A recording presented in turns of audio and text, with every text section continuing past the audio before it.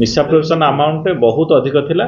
ସେ ପୋଲିସର ଗିରଫ ଭୟରେ କିଛି କିଛି ସୁଜି ଦେଇଛନ୍ତି, କିନ୍ତୁ ସବୁଯାକ ସୁଝିବା ପାଇଁ ସମ୍ଭବପର ହୋଇପାରୁନି।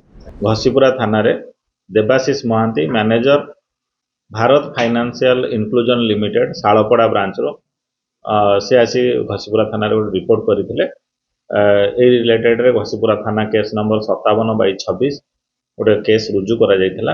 ଏଥିରେ ଅଭିଯୋଗ ଥିଲା ଯେ ସେତେବେଳର ଯିଏ ବ୍ରାଞ୍ଚ ମ୍ୟାନେଜର ପବିତ୍ର ମୋହନ ଦାସ, ଜଣେ ପ୍ରାଇଭେଟ ପିଲା ଯାହାଙ୍କର ନାଁ ସୁନୀଲ କୁମାର ଜେନା ଅଫ ନନ୍ଦିପଦା, ଏ ଦୁଇ ଜଣ ମିଶି 157 ଜଣ ଲୋକଙ୍କୁ ଲୋନ୍ ସାଂସନ କରିଥିଲେ ଏବଂ ସେଇ ମର୍ଚାଣ୍ଟ ଲୋନ୍ ସାଂସନ କରିଥିଲେ ଏବଂ ସେମାନଙ୍କର ଲୋନ୍ ଟଙ୍କା ଲୋକମାନଙ୍କୁ ନ ଦେଇ ନିଜେ ଆତ୍ମସାତ କରିଥିଲେ।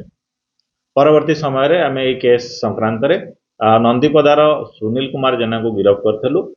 ଆଜି এই କେସ୍ର ମୁଖ୍ୟ ଅଭିଯୁକ୍ତ ଭାରତ ଫାଇନାନ୍ସ କମ୍ପାନୀର ପୂର୍ବତନ ବ୍ରାଞ୍ଚ ମ୍ୟାନେଜର ପବିତ୍ର ଦାସ, ଯାହାଙ୍କର ଘର ବନ୍ଧଗାଁ, ଥାନା ରୁରାଲ, ଜିଲ୍ଲା ଭଦ୍ରକ, ତାଙ୍କୁ ଗିରଫ କରାଯାଇଛି।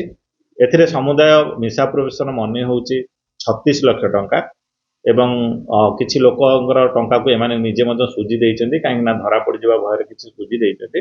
ତଥାପି 46 ଲୋକଙ୍କର ବର୍ତ୍ତମାନ ଲୋନ୍ ଟଙ୍କା, ଯାହାର ମୂଲ୍ୟ ଯାହାର ଆନୁମାନିକ ପରିମାଣ 36 ଲକ୍ଷ ଟଙ୍କା ହେବ, ତାକୁ ସେ ମିସଆପ୍ରୋପ୍ରିଏସନ୍ କରିଛନ୍ତି। ତେଣୁ ସମୁଦାୟ এই କେସ୍ରେ ଦୁଇଟି ଆକ୍ୟୁଜ୍, ଆମେ 2 ଜଣଙ୍କୁ ଗିରଫ କରିଛୁ ଏବଂ ଆଜି ତାଙ୍କୁ କୋର୍ଟ ଫରୱାର୍ଡ କରାଯିବ। ମିସଆପ୍ରୋପ୍ରିଏସନ୍ ଆମାଉଣ୍ଟ ବହୁତ ଅଧିକ ଥିଲା। ସେ ପୋଲିସର ଗିରଫ ଭୟରେ କିଛି କିଛି ସୁଜି ଦେଇଛନ୍ତି, କିନ୍ତୁ ସବୁଯାକ ସୁଝିବା ପାଇଁ ସମ୍ଭବପର ହୋଇପାରୁନି। ଦେଖନ୍ତୁ, ଏଇ ଘଟଣା 2024 ମସିହାର ଏବଂ ଭାରତ ଫାଇନାନ୍ସ କମ୍ପାନୀ ଆସି ବହୁତ ପରେ ରିପୋର୍ଟ କରିଛନ୍ତି 2026ରେ। ତେଣୁ ଅଭିଯୁକ୍ତମାନଙ୍କ ପାଖରେ ଏ ବାବଦରେ କୌଣସି ଟଙ୍କା ଆମେ ସିଜର କରିନାହୁଁ। अच्छे टमाटर होंगे पार, दागदार हो गए बाहर, ज्यादा पकने वालों की हो गई हार, ताजा रसीले प्राइम का दावेदार, prime tomato ketchup, fresh and pure.